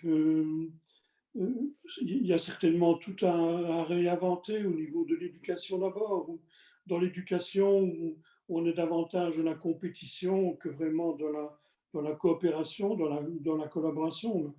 Mais je crois que cette notion de pauvreté, comme tu l'as très bien souligné, ne pas lutter contre, mais essayer de recréer des liens entre les gens qui fassent en sorte que on ne considère pas comme normal d'avoir des pauvres à côté de nous, vis-à-vis desquels nous aurions peut-être à avoir un peu de charité. Merci beaucoup, Guy. Donc il y a plusieurs questions dans votre intervention. Il y a la question de l'individualisme, il y a la question de où est-ce qu'on met le curseur dans les limites que l'on devrait avoir ou que l'on s'impose, ou enfin voilà, et aussi comment dépasser la question du politique. Mais je voudrais quand même donner la parole à Paul Rixen. Paul, peut-être, et puis après je prendrai Léon et Alain. Mais Paul, est-ce que tu veux intervenir maintenant? Et puis nous donnerons la parole à Philippe Delénère. Oui, vas-y Paul. Oui, merci beaucoup. Je suis Paul Rixen, je suis animateur à Liège, ici, Vivre Ensemble. Voilà. Et je voulais d'abord vous remercier vraiment beaucoup, parce que c'est vraiment une vraie provocation de notre intelligence et de notre… voilà, je trouve c'est secouant, c'est vivifiant et c'est plein de choses qui étaient déjà un peu dans ma tête et que vous parvenez avec un regard très systémique comme ça, un questionnement que je trouve très fort et que, en tant qu'évidemment employé à une association de lutte contre la pauvreté, ben, ça secoue. Et d'ailleurs, peut-être à l'occasion avoir votre regard un peu sur comment vous voyez, vous connaissez un petit peu nos associations, comment ces questions-là seraient plus spécifiques à entrer les fraternités vivre ensemble telles que vous connaissez, mais peut-être pour un autre moment, je ne sais pas si c'est lieu ici. Je voulais dire aussi que ce que vous dites rejoint assez fortement quand même certains points de la doctrine sociale de l'Église, les différentes encycliques. Quand vous parlez de charité palliative et de charité transformative, on parle plutôt ici de changement structurel, enfin voilà. Mais ma question, je vais aller un peu directement, c'est je suis un peu devant un paradoxe parce que je me rends compte que vous faites une analyse radicale, je trouve même anthropologique, philosophique des choses, qui englobe vraiment beaucoup de choses avec laquelle, enfin, où j'ai envie vraiment de réfléchir aussi. Et puis de l'autre côté, vous parlez de moyens d'agir. Mais devant tout ce que vous proposez, tout ce que vous remettez en question et que je trouve juste, fondamental et juste, comment avoir le courage, comment ne pas comprendre les gens qui disent oh, tout ça, ça me dépasse, c'est trop loin, Et mon moyen d'agir, c'est de donner un colis alimentaire à quelqu'un, tout en sachant peut-être que, autrement dit, puisque mon ami Guy a pris une référence cinématographique, là une autre, hein, vous connaissez sans doute le guépard de Visconti, où un personnage dit ceci, c'est qu'il faut que tout change pour que rien ne change. Autrement dit, est-ce que vous n'avez pas peur que, enfin vous, mais je pense tout le monde, voilà, même si on trouve juste cette analyse-là, est-ce qu'elle est audible quelque part? Est-ce que quelque part, elle ne nous paralyse pas plus qu'elle nous met en action? Je ne sais pas si... Voilà. Merci Paul, tu es aussi provocateur que Philippe. Mais je propose peut-être je voudrais répondre, oui, pour ne pas perdre le fil des idées, parce que Paul dit des choses importantes. Bon, c'est vrai ce que dit Paul, moi j'entends ça, il y a beaucoup de personnes qui sont dans l'action et qui se disent, mais oui, mais donner les colis, pour moi c'est quelque chose d'important, je me comprends bien, je vois les gens qui souffrent devant moi, je vois aussi l'action que je fais qui est vraiment soulageant pour ces personnes-là. Moi, je ne peux pas aller plus loin. Voilà. Donc, et je crois qu'il faut... Mais rappelez-vous ce que j'ai dit en introduction de mon exposé. C'est que de toute manière, la souffrance, quelle qu'elle soit, la misère, la pauvreté, et de toute manière, si on ne travaille pas les états de souffrance, eh bien, on ne peut pas travailler sur autre chose. Donc, c'est le préalable. Mais la question que je pose ici, c'est comment, en faisant bien mon colis alimentaire, pour rester dans l'exemple de Frédéric, hein, comment je peux aussi, même un tout petit peu, ajouter un élément qui tient, ça pourrait peut-être faire une petite contribution pour neutraliser ou déboulonner ce grand système dans lequel je me sens tellement petit. Et n'oubliez jamais une chose, ça c'est la seconde réaction que j'aurais par rapport à ce que Paul vient de dire, notre système a pour vocation aussi et pour stratégie de communiquer notre incapacité. Nous sommes considérés comme des incapacités, incapacitants et comme étant en état d'incapacité à réagir. C'est trop grand, c'est trop fort, trop compliqué, il faut les experts. Regardez un peu ce qui se passe maintenant à l'occasion de la pandémie, on donne la parole aux experts et finalement tout devient une question d'expertise, très sectorielle, voilà. Donc ce sentiment que l'on est incapable fait partie du système et fait partie de la stratégie qui rend possible la durabilité d'un tel système. Si les gens se sentaient capables d'agir contre, si les gens collectivement se sentaient capables d'agir contre, on verrait certainement des réactions d'un tout autre ordre, d'une toute autre ambition que ce qu'on voit actuellement à travers, par exemple, les mouvements sociaux qui restent quand même très discrets, très modestes, et très soumis en quelque sorte. Bon, mais c'est un autre sujet, ça. Je rends la parole à Anne Lagarrois, l'animatrice. Oui, il y avait quand même l'interpellation de Guy Simonis aussi sur l'individualisme. Alors, Guy, oui. Mais d'abord, Guy, je suis très content de voir, bon, pour ne rien cacher, Guy est un de mes grands amis, on est en relation régulièrement et on débat sur ces questions et je dois rendre hommage à Guy qui m'a régulièrement aidé à recadrer des pensées parfois trop radicales que j'avais. Et donc, Guy a eu cette intelligence de me remettre en perspective, et je le remercie ici. Mais par rapport à Guy, je pense que tout ce que Guy a dit est vraiment est tout à fait important. Je ne veux pas reprendre ce qu'il a dit. Donc, je pense que c'est effectivement essentiel de bien avoir, de toujours tenir ces deux dimensions, l'individu, le je, et le nous. Il ne s'agit pas de faire l'un. L'un, c'est actuellement, on est dans le je, moi. Ça ne va pas. Et dans d'autres époques, à d'autres époques, on était dans le nous. Hein, l'État, le peuple, le parti, ça ne va pas non plus. Donc, on est obligé de réinventer quelque chose qui mette à l'honneur le bien fondé et les talents, les qualités, les ressources qu'offrent les deux positions. Alors, comment le faire? Mais là, il n'y a pas de recette, justement. Il n'y a pas de recette. Et je crois que c'est l'intelligence de chaque structure, de chaque personne dans les structures, de chaque acteur, finalement, à prendre cette question-là. Voilà la question. Comment moi, je réponds à cette question-là dans mon cadre de travail, dans ma situation, avec mes petites ressources. Comment je suis capable de faire quelque chose qui va au-delà de ma petite personne, bien sûr, mais au-delà également de mon association, et quelque chose qui puisse faire de petites vagues, de vaguelettes, même si c'est ça, en se disant qu'un concours de circonstances réunissant plusieurs vaguelettes, ça peut finalement faire des vagues, transformatrices des rivages, pour rester dans une métaphore un peu marine. Voilà. Merci beaucoup, Philippe. Nous allons encore prendre la réaction ou la question de Léon et Yalla, mais je vois que le temps passe. Donc, malheureusement, après, nous passerons à la troisième partie de la visioconférence. Donc, ah ben, c'est Léon. Léon, allez-y. Oui, bonjour à tous. Merci Philippe pour cette conférence. Je suis membre dans la Société Saint-Vincent de Paul depuis 35 ans, mais j'ai une expérience comme j'étais avant en Syrie pendant 29 ans, le secrétaire général de Saint-Vincent de Paul à Alep, pour gérer 10 conférences, 3000 familles en détresse pendant la crise. Avant la crise, était 250 familles. Et j'étais dentiste et notre vie était tout bouleversée à cause de quitter notre pays ici en Belgique à cause de cette guerre depuis 10 ans. Ma question et mon commentaire, que l'histoire de pauvreté se renouvelle et reste depuis le début et l'origine, parce que comme il y a toujours la cupidité et l'égoïsme de l'être humain, et maintenant on parle des grandes puissances mondiales politiques et économiques qui essaient d'exploiter par tous les moyens les autres, alors la pauvreté reste et il n'y a pas une vraie solution malheureusement. On essaye, comme j'ai participé à beaucoup de rassemblements mondiaux, parmi eux à Taïwan, à Taipei en 2009, du Vatican, ils ont fait un grand rassemblement pour l'association caritative et essayent, comme a dit Philippe, que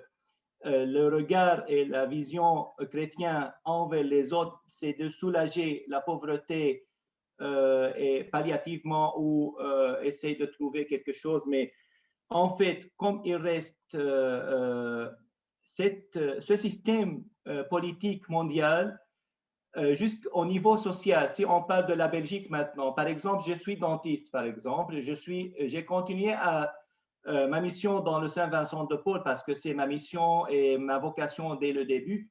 Mais comme je suis dentiste ici en Belgique, mon diplôme pas reconnu et j'essaie de trouver quelque chose, mais malheureusement. Alors, il y a une responsabilité d'un part des pays parce qu'ils ne trouvent vraiment des vraies solutions malgré tous les moyens qu'ils font. Mais d'un part, je ne veux pas parler des problèmes. Par exemple, maintenant, la Syrie, malheureusement, avant la crise, si je veux parler de la pauvreté, en Syrie, avant la crise, la pauvreté était très rare et les personnes vivent dans un état très, très, très super. Et bien maintenant, j'ai lu un article il y a quelques jours, malheureusement en Syrie, 85% des populations vivent sous le seuil de pauvreté. Alors, les salaires maintenant, c'est 40 à 60 euros par mois. Léon, oui. Je pense qu'on a compris le sens de votre question. Oui. Je propose pour avancer donc de poser la question à Philippe, qui est donc… Mais en fait, Philippe, est-ce qu'il y a des solutions? Je ne sais pas s'il y a des vraies solutions ou on parle toujours en général. Oui, c'est ça. Oui, c'est ça. Donc, Philippe, est-ce que tu veux réagir là-dessus? Sur les solutions, je vais être très clair. Il n'y a nulle part la solution, the solution définitive. Par contre, on est tous capables, là où on est, dans le contexte où on est, d'avoir et de construire des solutions qui ont du sens là où on est, avec les gens avec lesquels on est en activité ou dans le contexte sociopolitique dans lequel on est en action. L'important, je pense qu'il faut toujours avoir en tête, si on veut vraiment ne pas perdre son temps ou ne pas être palliatif, c'est toujours avoir en tête la nécessité, quand on a sa solution, de réfléchir en termes d'échelle. Ma solution, est-ce qu'elle est seulement ici localement ou bien est-ce qu'elle a aussi un étage pour agir aux autres échelles? Je dirais qu'en matière de solution, une des règles d'or pour avoir vraiment un impact, c'est toujours de garder en tête d'agir à différentes échelles. Ici et maintenant, par exemple, et là-bas, à une échelle plus importante, et donc peut-être à une échelle globale, si c'est possible. Mais je pense que cette combinaison de différentes échelles est une une des règles d'or de la capacité d'action que l'on peut avoir dans notre... Mais partons toujours de ce qu'on fait et de là où on est. Ça, c'est le point de départ. Ne cherchons pas à sauver la planète en général, de manière abstraite, mais voyons un peu chez nous, on est où? Et quand je sauve ici, en quoi mon action aussi peut exercer une influence sur des phénomènes plus importants qui se jouent à une autre échelle? Voilà, c'est ce que je dirais pour...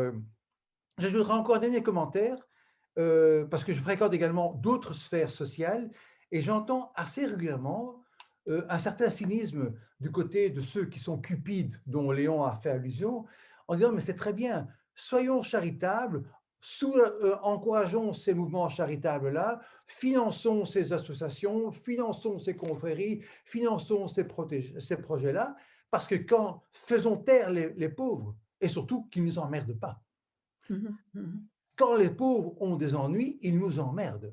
Je reprends les mots exacts que j'ai entendus dans la bouche de personnes que je ne citerai pas naturellement, mais qui sont particulièrement choquants. Donc, voilà. Donc ce monde-là existe aussi. Et c'est vrai qu'on est des hommes, avec des hommes honorables et d'autres qui le sont moins. Mais pour être, et après je me tais, dans ce même milieu-là, de gens apparemment cupides, il y a aussi des personnes qui sont absolument remarquables et d'un très grand humanisme. Donc, gardons-nous bien d'indexer des milieux de tel ou tel qualificatif et d'autres milieux d'autres. Donc, je crois que, comme Léon l'a d'ailleurs suggéré, la cupidité, la méchanceté, elle est partout, chez les pauvres aussi, comme chez les riches. Voilà. Mais ce qui ne veut pas dire qu'on ne doit pas travailler sur cette question-là. Je me tais. Merci beaucoup, Philippe. Il y a encore des questions, mais malheureusement, moi, je vois aussi le temps qui passe. Il nous reste un quart d'heure. Donc, tu as dans les réponses que tu as apportées, notamment à Léon, déjà parlé de certains axes de travail. Mais donc, moi, je voudrais tout doucement qu'on arrive à cette troisième partie de la visioconférence. Donc, de pouvoir identifier des axes de travail pour qu'on parte enthousiasmé donc à un niveau individuel et aussi à un niveau collectif. Qu'aurais-tu à nous dire là-dessus? Oui, mais écoute, je voudrais faire une proposition, quoi. Oui. Une proposition qui est envoyée à chacun et à chacune des organisations, à chaque personne et à chacune des organisations présentes ici, faire un double travail. Un premier travail, de faire un diagnostic de ces complicités invisibles.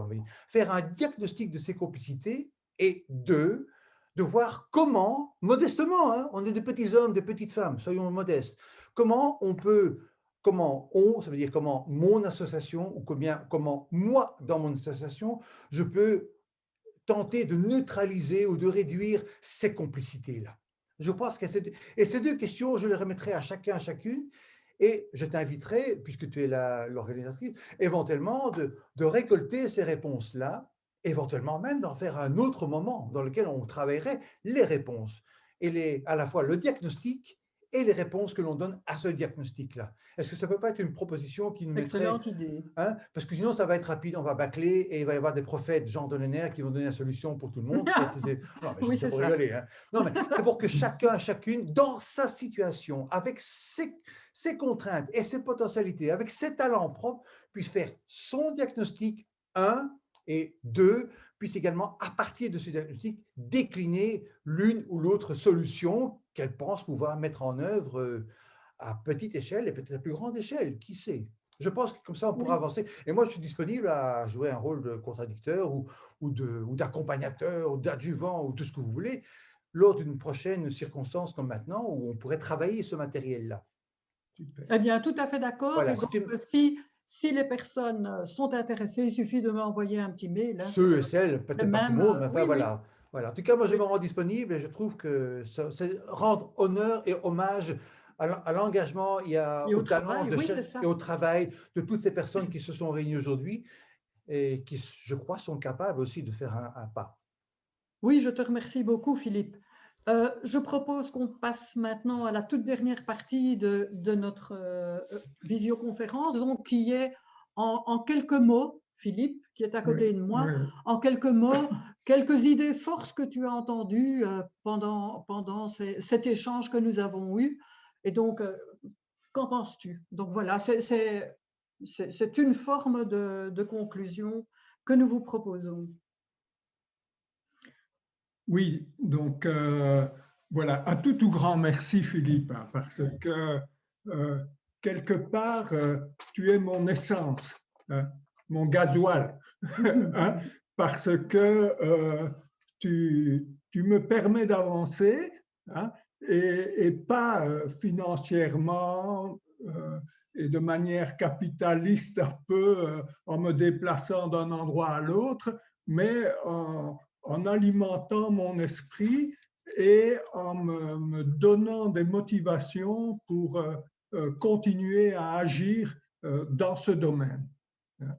Alors, bon, j'ai noté quelques points, hein, qui ressortent du fait que tu es chercheur, hein, et que tu poses beaucoup de bonnes questions et que tu vas à la recherche des réponses, hein. Et ça, c'est ça qui est fantastique, hein. Alors, j'ai noté quelques points, hein, donc 4 points à peu près, hein. Donc, j'ai encore eu l'occasion d'écouter Ilios Kotsou récemment, et il dit: la réussite de la société se construit sur la façon dont on traite les plus vulnérables, hein. Et donc, c'est ça qui identifie la société. Donc, la manière justement dont la société se construit, hein, pour être attentif à chacun des citoyens, hein, de la société, eh bien, c'est ça qui fait vraiment la valeur de la société. Et la valeur donc de cette société, c'est un peu à comparer avec une chaîne, hein, où on dit que c'est le maillon faible qui fait tout casser, quoi, hein. Et donc, il faut que tous les pans de la société soient des maillons forts, hein. Et donc, comment faire en sorte justement que nous soyons tous forts ensemble? Alors, il y a ce terme que tu as employé plusieurs fois, qui est le « et ». Le « et », c'est le dialogue, c'est toi et moi, hein. Et donc, évidemment, quand on est toi et moi en dialogue, eh bien, on oublie trop souvent qu'il y a un sens commun alors qui se crée.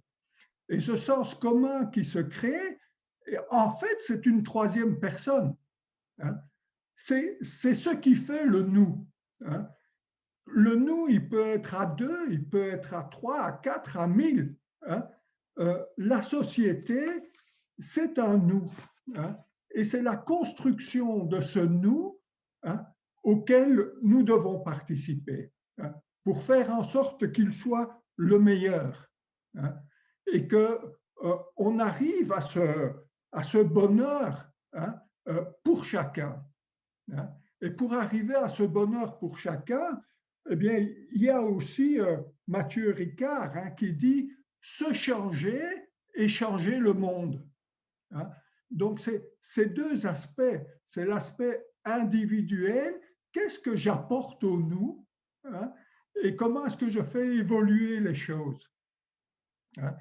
Et évidemment, ici, je ne peux pas ne pas m'empêcher de dire qu'en fait, il y a peut-être pour nous chrétiens une quatrième personne dans ce nous, hein, qui est évidemment la présence de Dieu, hein. Mais on dit parfois dans l'Évangile, on dit quand vous êtes deux, je suis au milieu de vous, hein, mais il y a le vous des deux et puis il y a Dieu en plus, quoi. Ça fait 4, hein. Donc, alors, oser le changement et ne pas simplement accepter de mettre des rustines, hein, pour cacher les misères et les difficultés de notre société, hein. Comment faire en sorte justement de ne pas avoir besoin de crever, quoi, hein. Quelque part, j'ai l'impression qu'aujourd'hui, le Covid, hein, c'est mon pneu de voiture qui a crevé, quoi, hein, et je m'en rends compte, hein, d'une façon plus fracassante, hein, parce que je le reçois en pleine figure, hein. Et donc, c'est aussi donc, cet aspect de penser le changement, hein, pour que ça n'arrive plus, hein. Et peut-être une dernière chose qui qui a aussi à voir un peu avec le « et hein, », c'est comment gérer l'urgence tout en préservant une vision à long terme pour éradiquer la pauvreté. Hein. Donc, on a ce double challenge, c'est aussi un « et hein, », c'est de gérer l'urgence, mais aussi de faire en sorte que ce problème qu'on a aujourd'hui n'arrive plus demain, quoi. Voilà, donc un tout grand merci hein, de cette vision que je dirais une vision intégrale. Hein. Un peu comme on dit, hein, l'économie intégrale, et l'écologie, hein, où on tient compte de tous les aspects de la vie hein, et où tout le monde peut s'y retrouver, se réconcilier hein, et ne pas, j'aime aussi assez bien tout ce que tu nous as dit sur ne pas créer des individualités, des groupes, hein, cette centralisation sur des aspects, mais tout le monde fait partie de ce monde et tenir compte de la vie de chacun et au travers du débat, progresser. Un grand merci. Hein. Merci beaucoup, Philippe. Merci, Philippe, pour cette intervention sous forme de conclusion. Je voudrais encore vous dire, donc, l'Action Vivre Ensemble édite une série d'analyses, une série d'études, et que tout cela est à votre disposition sur le site www.vivre-ensemble.be, mais que vous pouvez aussi nous demander donc, par email qu'on vous envoie ces analyses et études, il n'y a aucun souci. J'ai vu aussi dans le chat que plusieurs personnes demandent à avoir l'enregistrement de cette conférence pour pouvoir retravailler dessus, je suppose, et pour pouvoir encore échanger. Donc, ce sera chose faite, on va vous tenir au courant. Et je pense aussi que ce que tu as dit, Philippe, à propos de diagnostiquer nos complicités et de réfléchir aux réponses qu'on y apporte, ça pourrait certainement être encore un suivi de cette réflexion que nous avons entamée ce matin. Donc, voilà, je te lance aussi l'offre de collaboration pour encore un travail ensemble. Ce que je voudrais enfin dire, c'est vous remercier chacun pour votre participation et aussi vous inviter, si vous le souhaitez, déjà le 17 février, mais là, de 20h à 21h30, nous organisons donc avec Bruxelles et l'Action Vivre Ensemble Bruxelles et Brabant Wallon aussi, une réflexion sur les réseaux sociaux. Donc les réseaux sociaux dont on parle beaucoup pour l'instant, est-ce que c'est pour le meilleur ou pour le pire? Et nous aurons Edgar Sock, qui est enseignant à la Haute École Bruxelles-Brabant et chroniqueur sur la première et qui a aussi été l'auteur d'une pièce de théâtre Belgium Best Country, qui devait passer au théâtre de Poche au mois de mars, mais bon, donc ça on verra. Mais donc Edgar viendra nous entretenir sur cette question des réseaux sociaux, donc le 17 février à 20h, et vous êtes tous cordialement invités à participer aussi. Donc j'espère dans l'animation du débat ne pas avoir frustré trop de personnes dans les interventions. Je sais qu'il y a une personne qui voulait encore poser une question, mais donc enfin, voilà, on va continuer la conversation et les échanges ensemble. En tout cas, un tout grand merci pour votre participation et donc j'espère à une prochaine fois. Merci beaucoup. Au revoir. Au revoir.